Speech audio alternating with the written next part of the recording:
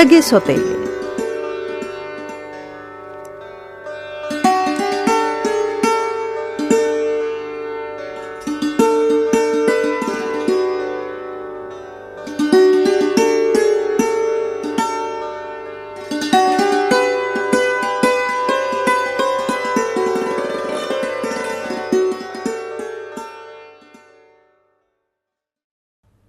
سلیم اب اتنا بڑا ہو گیا تھا کہ اب وہ بہت کچھ محسوس کرنے کے ساتھ اسے سمجھنا بھی شروع ہو گیا تھا۔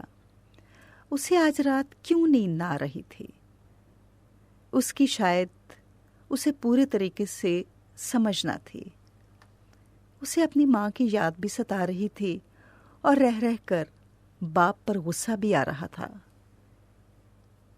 کبھی وہ اپنے آپ کو کوستا اور کبھی اپنے باپ کو، لیکن اس کوسنے میں اس وقت تک عطیہ بیگم کا کوئی حصہ نہ تھا، کیونکہ اس کے نزدیک اصل قصور تو اس کے باپ کا تھا، جس نے اس کی ماں کی موت کے کچھ عرصے بعد یہ عطیہ بیگم سے شادی کر لی تھی۔ لیکن پھر یکا یک اس کا ذہن اپنے باپ کی وکالت کرنے لگا۔ آخر ابا کرتا بھی کیا؟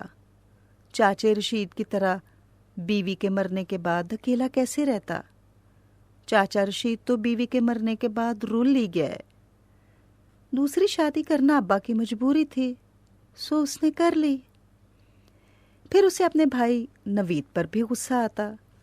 وہ اسے بہت پیار کرتا تھا، مگر وہ تھا تو عطیہ بیگم کا بیٹا، اور کبھی کبھار ماں کی طرح ہی سلیم کا مخالف ہو جاتا تھا۔ وہ بہت چھوٹا تھا، مگر اس کی ذرا سے بھی ناخوشگوار بات سلیم کو زیادہ ناخوشگوار لگتی تھی۔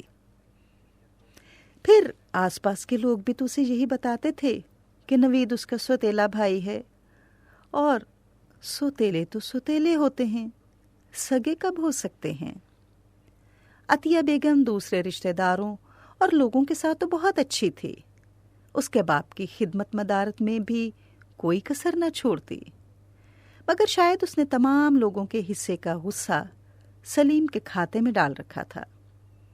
سلیم کی ڈانٹ ٹپٹ اور مار پیٹ اس کا معمول تھا، اور اسے مارتی بھی ایسے کاموں پر تھی جن کے لیے ہلکی سی ڈانٹ ہی کافی تھی۔ سلیم کمرے میں اکیلا لیٹا ہوا تھا اور اس کے دل میں احساس محرومی خنجر کی طرح پیوست ہوا جا رہا تھا۔ کاش ماں زندہ ہوتی اور اس وقت کمرے میں اس کے ساتھ ہوتی، اسے جاگنے کا سبب پوچھتی، اس سے باتیں کرتی، اسے کچھ نہ کچھ کھانے کو دیتی اور پھر اسے پیار کر کے سلاتی، تو پھر بھلا اسے نیند کیوں نہ آتی؟ رات یوں ہی بے خوابی میں گزری۔ صبح عطیہ بیگم نے اس کے لیے ناشتہ تو بنایا، مگر سلیم کو ذرا بھی بھوک نہ تھی، اور نہ ہی اسے کچھ کھانے کے لیے کہا گیا تھا، جیسے مائیں بچوں کو زبردستی کچھ نہ کچھ کھلانے کی کوشش کرتی ہیں۔ وہ خالی پیٹ اور بھاری بستے کے ساتھ اسکول گیا۔ بھوک تو اسے بڑے زور کی لگ رہی تھی، لیکن کھانے کو صرف مار تھی، اور وہ اس نے کھائی، کیونکہ ماسٹر خادم حسین کا مشاہدہ یہی تھا کہ اس کا دھیان کہیں اور ہے اور وہ پڑھائی کی طرف توجہ نہیں دے رہا۔ اسکول سے واپسی پر گھر میں داخل ہوتے ہی عطیہ بیگم نے اسے دکان سے سودا سلوف لانے کو کہا، اور دکان تک پہنچنے کے لیے اسے دوبارہ پہاڑی سے نیچے اترنا پڑنا تھا، اس لیے اس نے انکار کر دیا، اور عطیہ بیگم غضبناک ہو گئی اور اسے برا بھلا کہنے لگی، اور اس کی لان تان سلیم سے ہوتے ہوئے 2 کوس کے فاصلے پر اس کی ماں کی قبر تک بھی پہنچ رہی تھی۔ خود تو دوزخ جوگی مر گئی اور یہ نکھٹو میرے پلے پڑ گیا۔ خالہ مجھے جو مرضی کہہ لے، میری ماں کو کچھ نہ کہنا، وہ جنتی ہے، تیری طرح دوزخی نہیں ہے۔ سلیم اپنی ماں کے متعلق عطیہ بیگم کی زبان درازی برداشت نہ کر سکا۔ ادھر عطیہ بیگم کے لیے اپنے آپ کو دوزخی سننا ناقابل برداشت تھا۔ اس نے ایک چانٹا زور سے سلیم کے منہ پر مارا۔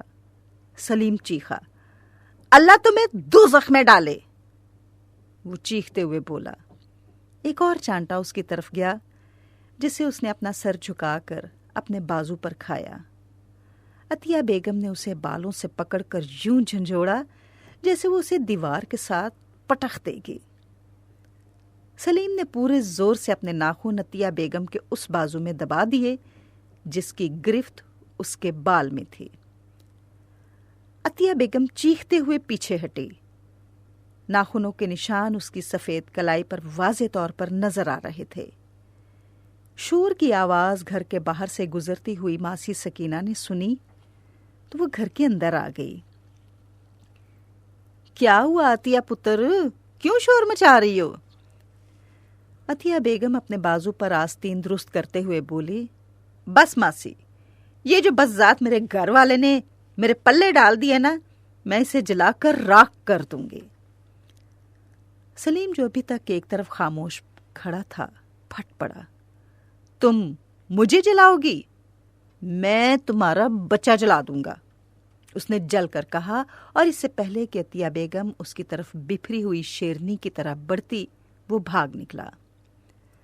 وہ پہاڑی سے یوں نیچے اتر رہا تھا جیسے خوف زدہ بکری کا بچہ جس نے چکمہ دے کر اپنے شکاری کو غضبناک کر دیا ہو اور اب وہ خوف کے مارے بھاگ رہا ہو۔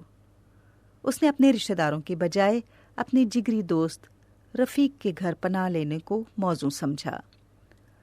رات رفیق کی ماں نے جب کھانا اس کے سامنے رکھا تو وہ چاہتا تھا کہ آن کی آن میں سارا کھانا ہڑپ کر جائے، اور اس نے ایسا ہی کیا۔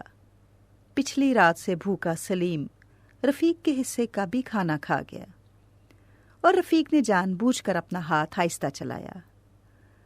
کھانا کھا کر جب وہ بستر پر لیٹا تو عطیہ بیگم کی زیادتیاں اور اپنے باپ کی بے حسی سب کچھ بھول چکا تھا۔ ادھر جب اس کا باپ گھر پہنچا تو عطیہ بیگم نے اسے سلیم کے بارے میں اپنی طرف سے بھی بہت کچھ بتایا، گویا اصل خبر کے ساتھ بہت سارا تبصرہ بھی شامل تھا۔ وہ منہ سے کچھ نہ بولا، گھر سے نکلا اور سلیم کی تلاش میں تمام رشتہ داروں کی طرف ہو آیا۔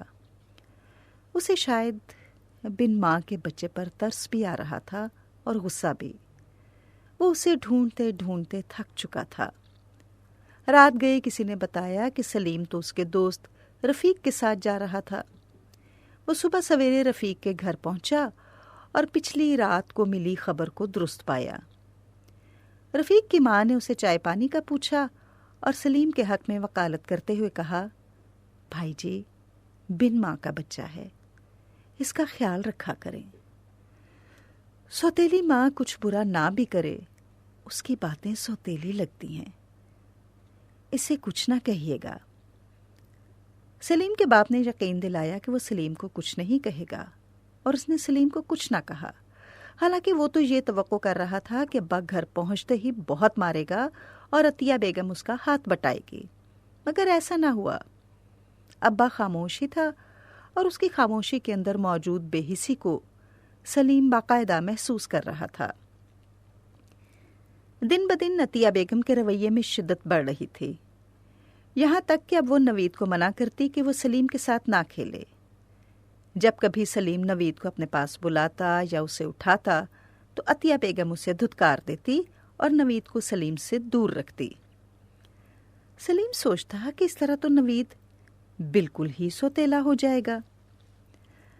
عطیہ بیگم کے اثر سے ابا تو پہلے ہی سوتیلا ہو چکا ہے، اور اب شاید اس کے دل میں بھی سلیم کے لیے ناپسندیدگی بڑھ رہی تھی۔ وہ یوں ہی عطیہ بیگم کی سختی کو سہتا اور منہ سے کچھ نہ کہتا۔ ایک رات نیچے گاؤں سے عطیہ بیگم کے خالہ زاد بھائی کی وفات کی خبر آئی اور عطیہ بیگم اور ابا گھر سے نکل پڑے۔ عطیہ بیگم نے نوید کو اپنے کمرے میں سوتا چھوڑا، مگر باہر سے تالا لگا دیا، کیونکہ وہ سلیم کو نہ صرف ناقابل برداشت بلکہ ناقابل بھروسہ بھی سمجھنے لگی تھی۔ دونوں میاں بیوی پہاڑی سے نیچے اتر گئے۔ سلیم کو صرف ان کے جانے کی خبر تھی، اس کے بعد وہ گہری نیند سو گیا۔ عطیہ بیگم اور سلیم کا باپ ابھی فوتگی والے گھر پر ہی تھے کہ کسی نے آ کر بتایا کہ اوپر پہاڑی پر آگ نظر آ رہی ہے، شاید آگ ان کے گھر والی جگہ پر ہی ہے۔ عطیہ بیگم کے منہ سے تو یہی نکلا، ہائے، اس کمبخت نے میرا بچہ جلا دیا ہوگا، ہائے ہائے، دیکھا نا، ہو گیا نا یہ۔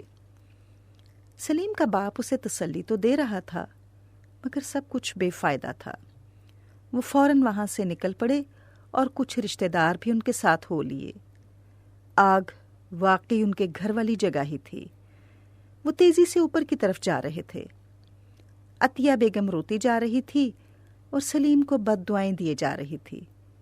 اس نے یہی کہا تھا کہ وہ میرا بچہ جلا دے گا، اس نے میرا گھر جلا دیا، ہائے پتہ نہیں میرے بچے کا کیا حال ہوگا، اس نے جلا دیا ہوگا، وہ کہتا تھا وہ جلا دے گا۔ ان لوگوں کا گھر بھی پہاڑی پر بالکل اکیلا تھا، قریب کوئی ہمسائے بھی نہ تھے کہ آگ کو بجھا دیں۔ ان لوگوں کو خود ہی جا کر آگ بجھانی تھی۔ اب تو گاؤں کے بہت سے لوگ اوپر کی طرف جا رہے تھے اور ماسی سکینہ نے بھی عطیہ کے اس موقف کی تائید کر دی تھی کہ یہ آگ ضرور سلیم نہیں لگائی ہوگی تاکہ عطیہ بیگم کا نوید جل جائے۔ آگ نے جب صحن میں پڑی سوکھی لکڑیوں کو اپنی لپیٹ میں لیا تو بہت شور اٹھا، جس سے سلیم کی آنکھ کھل گئی۔ اس نے باہر دیکھا تو ہر طرف آگ ہی آگ تھی اور وہ صحن سے گھر کی طرف بڑھ رہی تھی اور اس کے راستے میں پہلے عطیہ بیگم کا ہی کمرہ آتا تھا جہاں نوید سو رہا تھا۔ سلیم تیزی سے باہر نکلا تاکہ نوید کو کمرے سے باہر نکال سکے، مگر وہاں تو مضبوط تالا تھا۔ عطیہ بیگم اپنے اس مقصد میں کامیاب تھی کہ سلیم نوید تک نہ پہنچ سکے۔ سلیم نے کھڑکی توڑنے کی کوشش کی مگر وہاں لگے ہوئے لوہے کے سریے بہت مضبوط تھے اور آگ تھی کہ بس بڑھتی آ رہی تھی۔ یوں تو اب نومبر کا مہینہ تھا جو کہ پہاڑی علاقے میں خاصا سرد ہوتا ہے، مگر اس وقت یہاں جون جیسی گرمی تھی۔ آگ کمرے کے دروازے تک پہنچ گئی۔ سلیم کھڑکی والی طرف تھا۔ ایک دفعہ اس کے دل میں خیال آیا کہ جان بچا کر بھاگ جائے، مگر اگلے ہی لمحے اسے ننھے نوید کی چیخوں نے روک لیا۔ خون کی کشش نے اسے پیچھے کھینچا۔ آگ کی وجہ سے دروازہ اندر کی طرف گرا اور آگ سے پہلے سلیم اندر داخل ہو گیا۔ اس نے نوید کو اٹھا لیا۔ بھائی آگ، بھائی میں جل جاؤں گا، بھائی آگ آگ۔ خوف کے مارے سلیم سے لپٹے ہوئے نوید نے کہا، نہیں نوید، تمہیں کچھ نہیں ہوگا۔ سلیم نے اسے بوسہ دیا اور اپنے ساتھ مزید زور سے لپٹا کر باہر کی طرف بھاگا۔ آگ دروازے سے اندر داخل ہو چکی تھی مگر سلیم نے کچھ پرواہ نہ کی۔ وہ نوید کو اٹھائے آگ سے ہوتا ہوا ایک طرف کو بھاگا۔ آگ اس کے کپڑوں کو پکڑ چکی تھی مگر نوید بالکل سلامت تھا۔ اس نے آگ سے دور جا کر نوید کو ایک طرف پھینکا اور خود زمین پر گر کر لوٹنے لگا۔ گاؤں والے وہاں پہنچ چکے تھے۔ عطیہ بیگم سب سے آگے تھی۔ نوید میرا بچہ، نوید! ہانپتی کانپتی عطیہ بیگم کی طرف دوڑ گیا جس نے اسے اپنے ساتھ لپٹا لیا۔ امی بھائی، نوید نے ادھر ادھر دیکھتے ہوئے کہا۔ کیا ہوا اس ذلیل کمینے کو؟ عطیہ بیگم نے جل بھن کر کہا۔ امی میرے بھائی کو آگ، امی بھائی! وہ عطیہ بیگم کو چھوڑ کر پیچھے کی طرف بھاگا۔ ایک شخص نے سلیم پر کمبل ڈال کر اسے آگ سے چھڑا لیا تھا اور باقی بہت سارے لوگ آگ بجھانے میں مصروف تھے۔ سلیم کے جسم کے کافی حصے کو آگ نے جھلسا دیا تھا مگر خوش قسمتی سے وہ خطرے سے باہر تھا۔ نوید اس سے لپٹ کر رو رہا تھا۔ بھائی تمہیں کیا ہو گیا؟ آگ نے تمہیں جلا دیے۔ امی بھائی نے مجھے آگ سے نکال لیا تھا پر آگ نے اسے جلا دیا۔ وہ روئے جا رہا تھا۔ سلیم کے باپ نے سلیم کو اٹھا کر چارپائی پر ڈال دیا اور کچھ لوگ دیسی طریقے سے اس کا علاج کرنے لگے۔ کوئی اسے ہسپتال پہنچانے کے لیے گاڑی لینے چلا گیا۔ اب عطیہ بیگم پر یہ عقدہ کھلا کہ سلیم نے نوید کو آگ میں جلایا نہیں، اسے آگ سے بچایا ہے۔